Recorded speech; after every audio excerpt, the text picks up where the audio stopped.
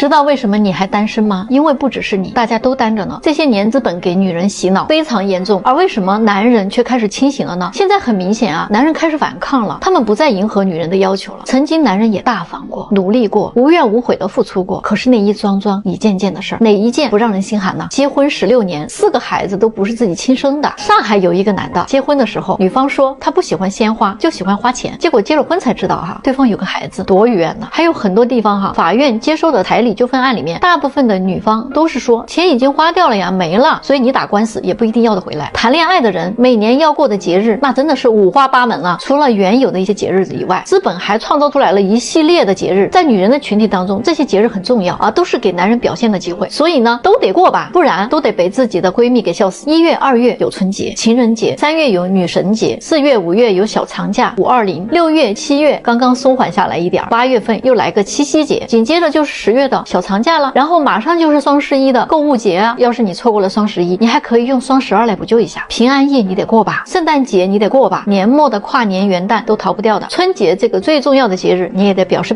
吧。最重要的是每年农历阳历有2个生日，至少得过1个吧。有的女的哈还要过纪念日等等这些，就这么算下来，发红包送礼物都快成了每个月固定的开销了。男人兜里没几个钱的话，谈恋爱结婚都成了奢望了。关键的是女生群体都默认这些节日就应该是男生给女生过，男生得付出金钱，所以就出现了大量的捞女嘛。谈恋爱结婚就是把男人当成赚钱的机器啊，就是一个提款机的功能。所以为什么有人说转账一停感情归零，甚至哈有女生认为连过节送礼物都做不到的男生根本就不配谈恋爱。宣扬节日啊，默认为是男生单方面付出，这个到底正常吗？表达情感就一定要转13、14或者520，这个正常吗？不跟钱扯上关系就不叫爱。相亲大会现场几乎全是女性，男性寥寥无几，这种情况正常吗？王婆说媒在江西碰到了一系列的奇葩言论，这些正常吗？发生在胖猫身上这件事情正常吗？真的一点都不正常。正是因为这些接连不断的负面事件，让如今的婚前矛盾越来越尖锐，男女越来越对立，结婚成了生意，爱情变成了交易。爱本来它是双向奔赴的，当你把感情婚姻当作谋财的工具的时候，你就把自己当成了一个商品，你并没有占到男人什么便宜，而是在你拿到钱的时候，你在他的眼里也就是一个交易了。所以现在的女生，你还不转变思维，你真的脱不了单了。如果你们想找以结婚为目的的好女孩啊，可以点点我评论区置顶链接报个名。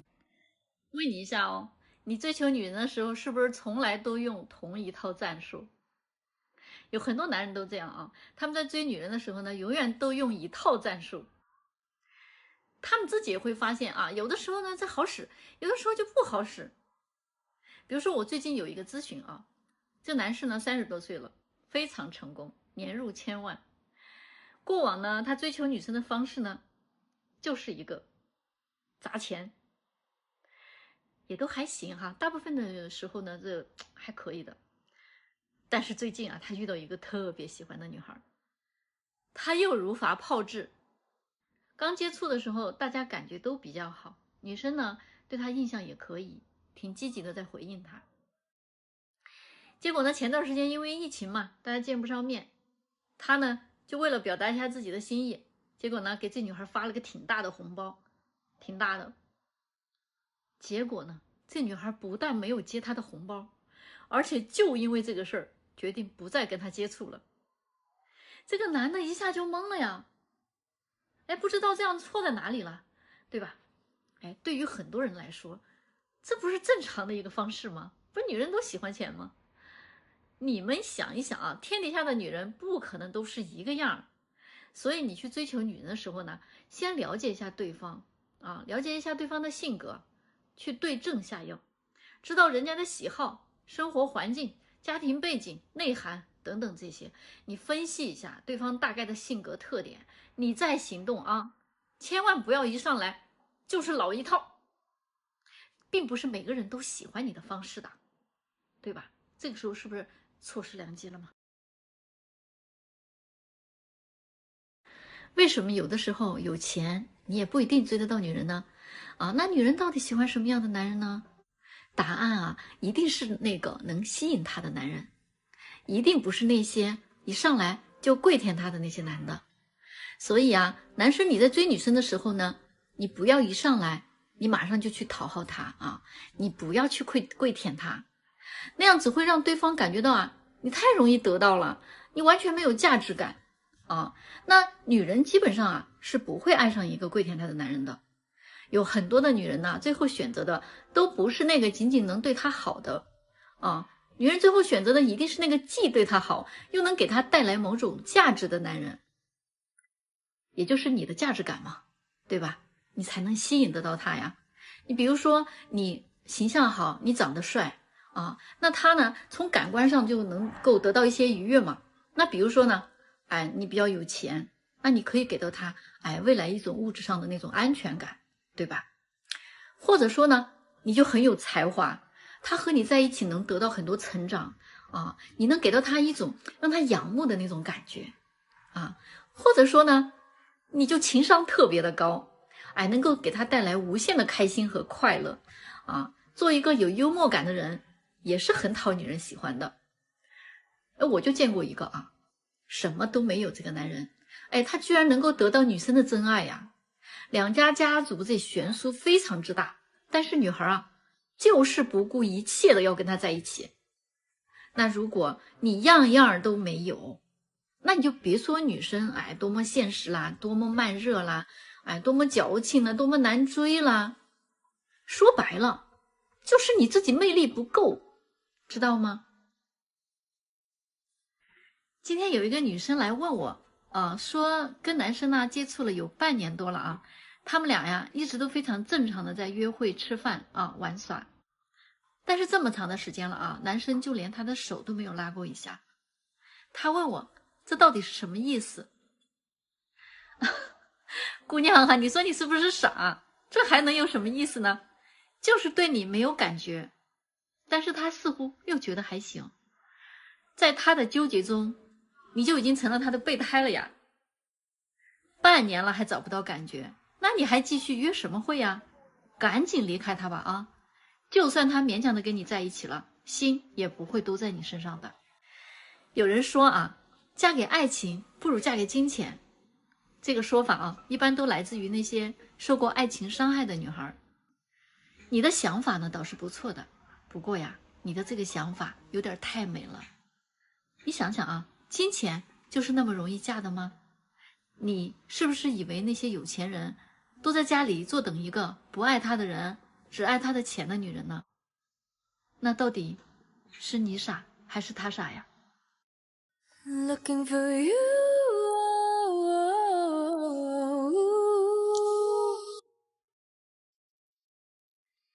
Hello， 把我们家猫猫也露出来了。我今天想跟大家聊一个关于好色的问题啊。大家都在说啊，这个男人啊很好色。你们以为女人就不好色吗？其实我觉得啊，有的时候啊，女人啊比男人还要好色。你就举个例子讲，你们有没有听说过哪个男人啊，在某个女明星的演唱会上疯狂的叫嚣呼喊着我爱你最后还激动的晕倒在那个演唱会场这样的男人我真的没有听说过，也没有见过。反正我见过的基本上都是女人基本上都是一片一片的我觉得这个时候女人是根本不掩饰自己内心的好色的你看看生活中一些色相很好的男人他是根本不缺女人的。这也是为什么相亲市场上多金的男人是很多的，但是呢这个颜值很好的帅哥却是极少见极少见的。知道为什么了吗？我认识一个女性朋友恋爱一直谈得非常不顺，换了好几任男朋友了。她跟每一任男朋友呢都是从美好浪漫的开始到不断的争吵，最后都是不欢而散的。其实这样的过程你一定觉得没有什么好新奇的呀，再平常不过了，大家都会经历。但是关键的问题不是这个，这个是这中间甚至有动手打她的男人还不止一位。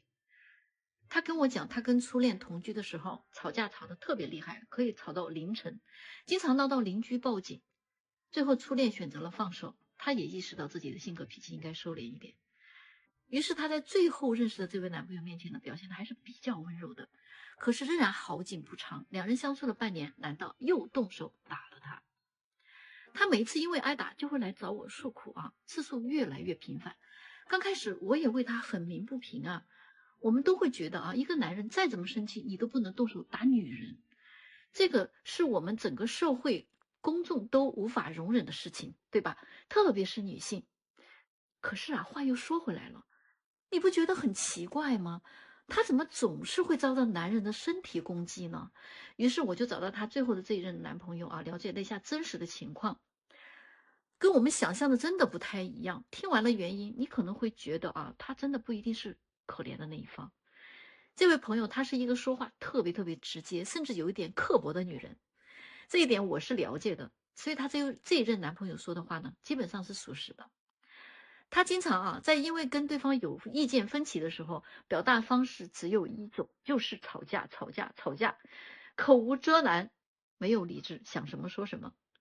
他会因为心情不爽，专挑对方的缺点和自卑的地方进行攻击，在对方的伤口上使劲的撒盐，冷嘲热讽，各种打压贬低。他常常会令对方恼羞成怒的，但是大部分的男人他又不太擅长吵架，所以导致男人看到他当时那副嘴脸的时候呢，就想给他几个巴掌来应付他。我听的真的是心惊胆战的。所以我在想哈，可能我们生活中有的女人呐，她是那种说话做事都特别容易激怒别人的人，所以她才会招来这样的事情。所以我劝一劝啊，现在我们的男人呢，在女人狂怒的时候，你能不能冷静下来，千万不要动手而女人呢，在恼怒的时候，你也要理智一点，别口无遮拦，什么都说。这就是为什么现在大家都在说，想找一个情绪稳定的人。为什么美女也会有脱单难的现象呢？其实说白了啊，美女们其实也是很卷的。你想一想，你满意的男人，别的美女恐怕也是很满意的。当你拥有他的时候，可能还有别的人在暗中勾搭他。所以美女们也一样啊，你要有竞争的意识。最后呢，真正能取胜的仍然是性格。而且美女们有几个硬伤，基本上是共性的。第一，她们要求极高，对男生的经济条件、身高、颜值、学历、家境、情商、智商、性格、脾气等等要求都非常高，几近完美。第二点啊，他们说自己很慢热，其实慢热是什么意思呢？你懂的嘛，就是需要男生拿出12分的诚意和精力时间来追求他，直到让他有好感的位置。可是呢，比他抢手的男生一听慢热就烦了，不追，放弃了。第三，他们啊总是站在关系的制高点上审视对方，去判断对方你做的好不好，你做的够不够，我是否对你的付出表示满意他们往往呢都忽略了自己也应该为对方付出一些什么呀，所以往往他们更容易吸引一些舔狗。第四他们被一个个的前男友都捧杀惯了的，他们的这种脾气一般都不会很好的。美女呢多多少少都有一点作，但凡发现一点点问题他们就立马想放弃，然后换下一个吧，完全不想花时间去磨合去培养。所以他们呢总是在换下一个，换到自己对谁都没有感觉了，这样还怎么脱单呢？你说是不是？大家听说了吗？最近有好多的俄罗斯那边的女孩跑到中国来了，她们到这边来留学，学说中国话，学做中国菜，了解中国的习俗，在中国找工作，甚至她们想在这边定居。她们只有一个目的，就是想嫁给一个中国男人。她们觉得中国的男人有责任心，有担当，也很温柔，还很专情，还很会赚钱，又聪明又能干，不像他们国家的那些男的那么花心，躺平了，也不怎么有上进心。而且现在他们战争很多，他们那边结婚的男人是真的变少了，留在那边结婚总感觉没有那么大的安全感。而且他们谈恋爱真的是同意一起花钱，彼此付出。男人如果是认真跟自己结婚的话，他们会为老公去经营好家庭的，不会在婚前就要求对方给自己买这个买那个，更没有要彩礼这一说。他们认为爱情就是一种纯粹的东西，我喜欢你，你喜欢我，跟钱没有多大的关系。婚姻就是两个人一起共同把家庭经营好，而不是一方在索取，一方在付出。大家看看，这是多好的事儿啊！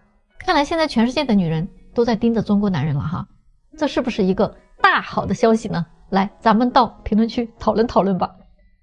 礼金10001，北京妈妈就把她女儿嫁给你了。最近我这来了一位北京的妈妈哈，她的要求呢就是礼金万里挑一，但是要答应她3个要求，她就愿意把她女儿嫁给你。屏幕前的小哥哥哈，你们来听一听合不合理？她女儿今年25岁，本科学历，体制内工作，有一辆10多万的代步车和独立无贷款的个人住房。这个妈妈说了啊，男生呢没有车没有房倒是无所谓的，她呀就只有这一个女儿，只希望女儿以后能过得幸福，所以她的要求就3个。第一，男生要有稳定的工作，月收入在8000以上，有责任心啊，未来能够扛起他们这个小家庭。第二个呢，就是男生的父母要有退休金，这样才能以后给孩子减轻养老的压力。第三呢，婚后不能要求女生当全职太太的，男生也要学会分担家务。那你们觉得这个丈母娘她的要求合不合理呢？对她感兴趣的话，可以点击我评论区置顶的链接报个名。在北京哈，现在有很多的男的，他是非常反感和讨厌花钱的关系的。他一遇到花钱的关系啊，他直接就跑路了。就算没有胖猫的事情出来哈，其实啊，这几年有好多的男的非常讨厌女人一上来啊就跟他要钱。他只要一发现这个女人跟他的关系扯上了钱，很多男生啊就开始避而不谈了，直接就跑了，不理这个女生了。哪怕这个女生再漂亮再主动，他都没有兴趣。包括我认识的很多哈有钱的会员啊，或者那些混得比较好的男的都是这样的。他们只要碰到这一类的女人，马上就警惕起来了。只要一看到这个女的跟他提钱呀，就现在的男生哈已经非常反感啊，很讨厌这种金钱恋爱关系。很简单嘛啊，不是说钱好不好赚的问题，是他们遇到过很多女生都跟他要钱，他已经遇到的太多了，遇到多了自然就烦了呀。而且现在捞女这么多，所以说现在你作为一个女生，你知道哈，这个年头你要是谈恋爱的时候还一上来跟男的要钱，多半你跟他的关系啊就凉凉了，知道吗？现在的男生啊真的是很讨厌那种花钱的关系的，说钱他就跑，是不是这样子啊？咱们到评论区讨论讨论呢。如果你们想找以结婚为目的的好女孩，可以点点我评论区置顶链接报个名。现在的女生找对象哈，到底是怎么了？北京现在的待嫁女生确实太多了，是男生的好几倍，但是还是有些姑娘她找不着北。95年的一个研究生女孩啊，长相很一般，刚来的时候呢，但说自己没什么优势啊，所以找对象的要求也不高，对方可以矮，可以胖，可以丑，也可以老，可以学历不好，唯一的要求就是得有钱，有能力赚钱就行啊，这是她最基本的要求。那她希望对方其他方面的短板呢就越多越好啊，按她的逻辑就是说，这样的话呢，她的交换价值就高了。所以我们在最初给她筛选的时候，就给她匹配了一批这类男士，学历不太高，年纪比较大，但是呢有钱，至少都是上千万的。但是呢有趣的是，她挑了一圈啊，一个都没看上。每个男士他都要问2个问题，一个呢就是要仔仔细细的问对方的财务状况，一个呢就是问对方交往过程当中是不是对女生有付出意识。可是哈，关键的是在他的眼里，这些人的条件还不太够入他的眼。后来呀，我们就又给他选了一批男士哈，学历是比较好的，收入呢也比较高。他这个时候啊挑来选去的，结果他选了一位最拔尖的男士哈，哥大的硕士，身价非常高。然后他还问我这个人是不是我们这儿的天花板。我的妈呀，我就跟他说，不管哈这个男的他是不是我们这儿的天花板，你也不是一个天花板级别的女孩，你知不知道这种量级的人他的要求是什么？你根本就达不到他的要求。这里真的不是啊你在逛超市挑商品，你以为你选上了他就能来见你了？别说跟你相亲，他就是给你认识一下他的机会可能都没有。结果他不服气啊，说老师，那我都放弃那么多条件了，我就挑这一项都不行啊，那还不能挑一个好一点的吗？我直接就怼他了啊，我说那你怎么不挑马云啊？他的身高、颜值、年龄、财富都符合你的要求啦。如果他现在还单着的话，你觉得他会缺一个你这样的女生做女朋友吗？你觉得他能看得上你吗？大家来说说啊，这个女孩是不是太贪心了？咱们到评论区聊一聊呢。如果你们想找以结婚为目的的好女孩啊，可以点点我评论区置顶链接报个名。这回大龄孙女啊带着小表妹过来相亲，真是闹大笑话了。她是真不知道还是假不知道啊？现在的00后，人家不仅仅是来整顿职场的啊，连婚恋市场一起整顿了。那天35岁的大龄剩女跟一个36岁的男的相亲，小表妹很好奇，就跟他一起来了。他还一路叮嘱小表妹啊，你学着点哈，相亲看看是什么样子的，然后呢看看姐怎么给男的开条件。这个男的呢原本以为这个大龄女生哈，这个岁数了嘛，要求应该不会很高，但是万万没有想到这个女的一开出来的条件啊，他简直就想跑。女的一开口就说哈，我虽然35岁了，但是人家都说我看上去也就25岁左右，我父母呢都是高级知识分子哈，要求男方收入是100万以上，婚后生完孩子呢得过户一套房产给我。他觉得这个要求不过分，比那些婚前要求房产加名的女的强多了。婚后男方的收入一定要透明，并且80%以上都得交给他来管理。说完这些之后啊，男的就说，那我其实呢倒不是经济状况有多大问题，只不过我要是为了娶你这样的岁数的女的回去啊，我还需要花这么多钱，这么大费周章的，那我没有这个必要呀，我娶个比你小10岁的也没有问题。你都30多岁了，还不能懂得站在男人的角度思考问题吗？这个时候这女的马上就接过话来说哈，我35岁不算太老吧，不管怎么说啊，我还是未婚的，而且呢，现在大家都晚婚，40多岁没有结婚的人大把的是，这有什么好奇怪的？很正常呀，我还算年轻的呢。再说了，你不也已经36、7了吗？你自己不也是大龄生男吗？怎么就只允许你们男的年龄大了找个小姑娘，就不允许我们给你们提个条件呢？男的说，问题就是我们男的年龄大了，我们找个小姑娘我们找得到啊，但是你们年龄大了，要想一个男人花大价钱把你娶回去，那就有点难了。这女的就很不服，说，那你可真是痴人说梦了。来，我身边就坐了个00后，你问问他啊，就刚才你提的那个条件，你要是能办得到的话，看看他愿不愿意跟你走。结果令大龄剩女万万没有想到的是哈，这个00后的小表妹看了他一眼说，姐，如果他能满足以上条件，我还真愿意。你看看，这个就是现状哈，00后已经快马加鞭的融入到相亲市场了。点击我评论区置顶链接，里面多的是00后的女孩。现在的男生哈都怎么了？一开口说彩礼啊，恋爱都不谈了，他们真的是比女生更现实吗？看来网络的传闻真的是不假。今天我这来了个93年的女孩跟我说哈，她跟男朋友啊谈了2年了，也到了谈婚论嫁的时候了，结果前几天男朋友提出分手。她说那天男朋友突然问她老家那边结婚一般要多少彩礼，问我想要多少，我就半开玩笑的跟她说那就30万吧。结果就是之后的好多天他都对我爱答不理的，反而是我天天找他聊，他的态度一下子就冷到不行了。这不就在昨天跟我说还是不谈了，分手吧。那我就觉得很突然，我就问他为什么呀？结果他跟我说哈，他不想娶一个要彩礼的女人。再说了啊，他说北京这边根本就不讲究什么彩礼这种风俗，北京本地的女孩根本就不要彩礼的，结婚呢是双方家庭一起出力操办，这个30万他们家不是拿不起，而是父母会不接受我。可能在我们那边没有彩礼，家里会觉得没面子，但是在北京呢，花了彩礼娶老婆，这才是一件丢人的事儿。他说啊，都不知道该怎么去跟他爸妈说彩礼的事儿了。这件事情他们一定会觉得我太 low 了，拿不出手。他还说从这件事情来看，我也不是真的爱他，要不然就不会跟他开口要彩礼的，这么低俗的要求。他觉得一个女人是真心爱他，根本就不会在意彩不彩礼的，只会一心想把日子过好，而不是纠结这些东西。什么是真正爱的人呢？真正爱的人就是很简单，嫁给他就很满足了，跟钱没有关系。可是我跟他解释了呀，就是开玩笑的呀，随口说的嘛。但是他就硬说我是认真的，说我是想过，如果开玩笑的话，你咋不说300万，咋不说3000万呢？那才像开玩笑的好吗？你这分明就是心里有数的。老师啊，你说他是不是很气人？根本就不听我解释。大家觉得这个男孩到底是误解了这个女孩呢，还是这个女孩根本就不爱这个男生呢？咱们到评论区聊一聊呢。现在在北京哈，有个很奇怪的现象，很多的男生啊，他都非常介意同居过的女生，他们普遍认为同居过的女生就跟二婚没有什么两样了呀。相亲之前都得问清楚对方的前任的情况，恋爱史、就医史哈。最近已经我听到了不止一起这样的事情了，有的情侣啊都谈了好几个月了，甚至都已经见过父母了。结果呢，被男生知道女生之前啊跟前男友同居过，心里啊就过不去这个坎儿，就这么分手的。有些人啊会认为现在都是很开放的社会了嘛，没有必要这么小题大做。大部分的情侣在结婚之前都有过同居史的，这么较真儿有必要吗？大家认为呢？来，咱们到评论区讨论讨论吧。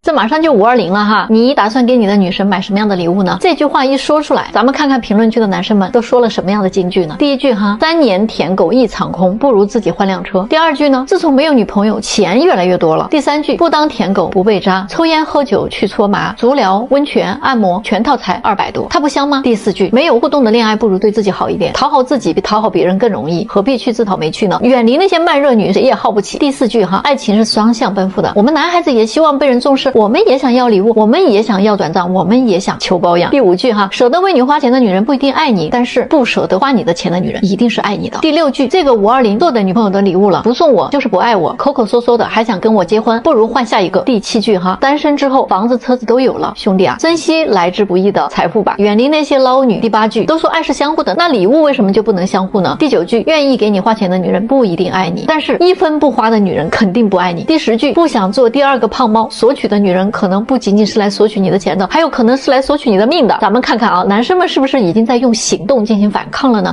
来，咱们的评论区晒晒你给自己买的礼物吧。如果你们想找以结婚为目的的好女孩啊，可以点点我评论区置顶链接报个名。你们知道在北京这样的一线城市，最令大龄剩女崩溃的瞬间到底是什么时候吗？其实并不是被家里整天的催婚，也不是她忙完了工作一个人回家的孤单，更不是遇到了开心的事情也没有人分享，而是当他们真正的下定了决心，收拾好了心情，试着去找一个另一半的时候，见了一个又一个的男生都不合适。快到迷茫的时候呢，突然出现了一个满心欢喜的人，但是没有想到那个人根本就不会选他的，人家转头就去找一个年轻的女生。还有更崩溃的，当他们终于想明白了到这个年纪了，找对象得降一降标准了，降低了身高、颜值、收入、学历，本地外地都无所谓了，房子车子也可以放一放了。可是即便是这样，仍然发现对方依然看不上自己。有的男生呢，或许还会非常有礼貌的说一句：“你太优秀了，我可能配不上你。”我就问过一个男生相比这些大龄女生，情绪也比较稳定，性格呢也成熟，经济独立，你更愿意找一个单纯的姑娘陪她一起成熟吗？他说是还是愿意找一个单纯些的小姑娘，